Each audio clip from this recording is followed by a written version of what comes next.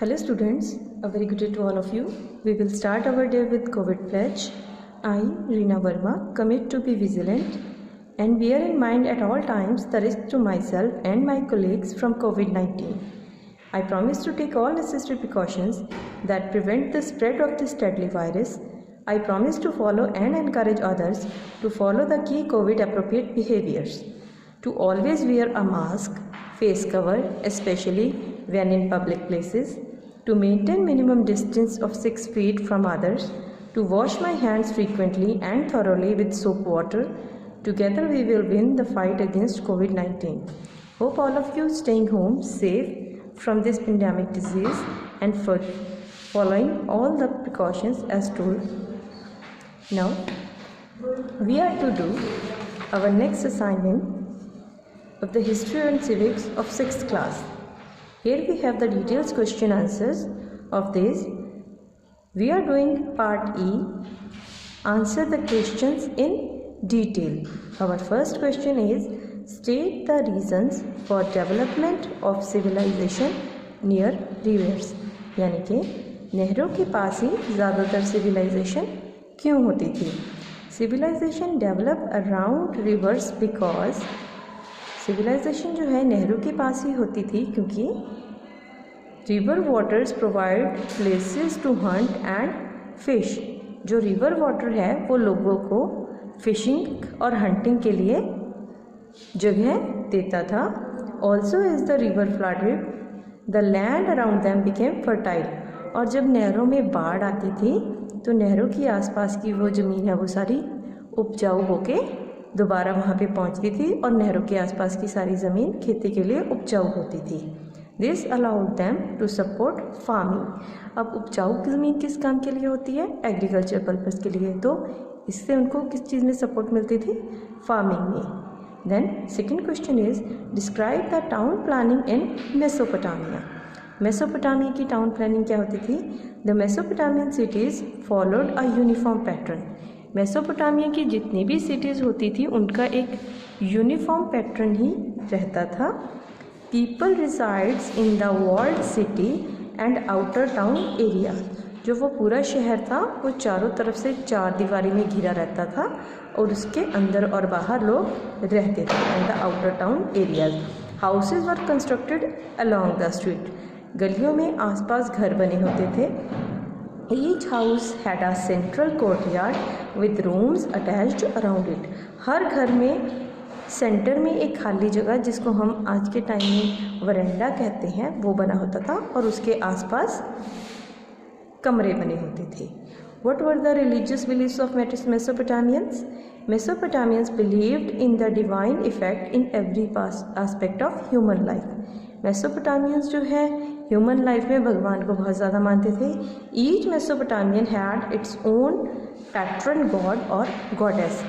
हर एक मेसोपोटामियंस का अपना गॉड या गॉडेस होती थी. The god had the largest temple in the city. जो उनका मेन गॉड है उनका सिटी में सबसे बड़ा टेम्पल होता था. While there were smaller temples of other gods about the city.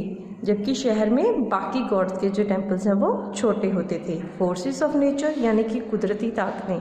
अब हमारी कुदरती ताकतें कौन कौन सी होती हैं? With age and some written moon stars were also worship. हमारी नेचुरल ताकतें कौन कौन सी होगी? जैसे कि रेन हो गई, ठीक है, मून हो गया, स्टार्स हो गए, उन सबको भी वर्शिप किया जाता था. किंग को क्या माना जाता था? King is considered as chief priest of the city. जो हमारे किंग होते थे उनको हमारी सिटी का चीफ प्रीस्ट माना जाता था. तो मेसोपोटामियन किस चीज़ में बिलीव करते थे? डिवाइन एस्पेक्ट में बिलीव करते थे. हर एक मेसोपोटामियन का खुद का पैट्रन गॉड या गॉडेस होती थी, ठीक है, जो उनका मेन गॉड होता था. ठीक है, जो मेन गॉड होता था उसका जो टेम्पल है वो सबसे बड़ा होता था. जबकि बाकी के जो छोटे टेम्पल्स होते थे वो बाकी के जो छोटे गॉड्स होते थे उनके लिए बने होते थे. Forces of nature. नेचर की फोर्सेस कौन सी होती हैं? जैसे रेन हो गया, ठीक है, मून हो गया या सन हो गया, ये जो सभी चीज़ें हैं उनको भी वो भगवान मान के उनकी पूजा करते थे। और किंग को क्या माना जाता था? King is considered as the chief priest of the city.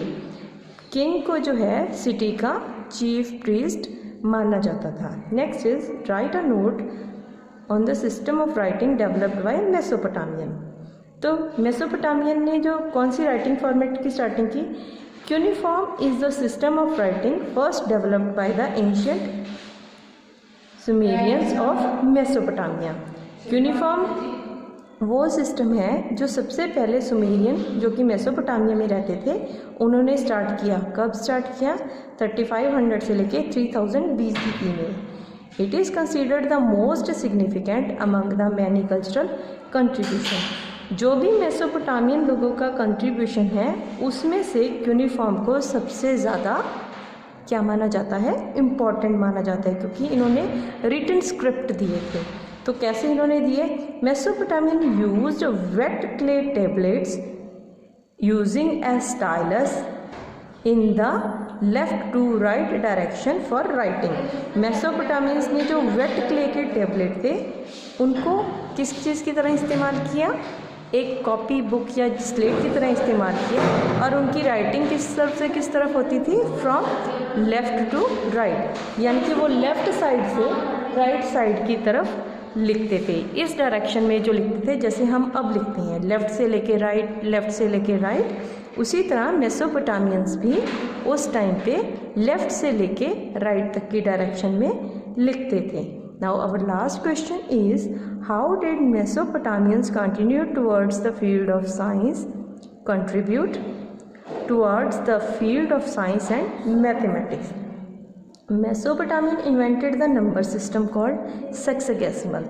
Mesopotamian ने सबसे पहले नंबर सिस्टम दिया जिसको कि हम सिक्सगेसिमल बोलते हैं। ठीक है, मेसोपोटामियंस took the number 60 as supreme.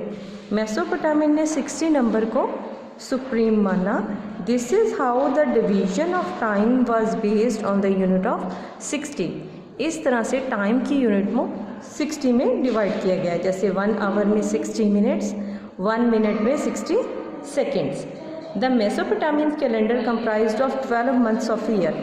Mesopotamian calendar में साल के 12 महीने होते थे एंड 7 डेज ऑफ वीक, और हफ्ते के 7 दिन होते थे। They were also proficient at astronomy and would correctly predict the eclipse. उनका एस्ट्रोनॉमी किस चीज़ की स्टडी होती है? एस्ट्रोनॉमी होती है study of space, sun, moon and stars. उनकी एस्ट्रोनॉमी की स्टडी काफ़ी स्ट्रॉन्ग थी and they would correctly predict the eclipse, और वो एक्लिप्स को भी बहुत करेक्टली और एक्यूरेटली जो है बता सकते थे कि कौन सा एक्लिप्स कब आएगा। So that's all for today. Until next time, have a nice day.